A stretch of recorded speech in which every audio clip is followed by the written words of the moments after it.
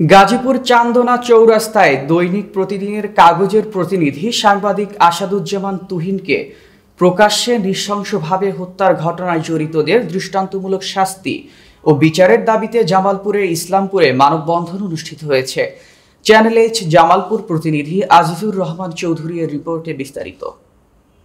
ইসলামপুরের press ক্লাবের সামনে শনিবার সকালে ইসলামপুর প্রেস ক্লাবের আয়োজনে অনুষ্ঠিত মানববন্ধনে সভাপতিত্ব করেন ইসলামপুর প্রেস ক্লাবের সভাপতি সাংবাদিক মুরাদুজ্জামান।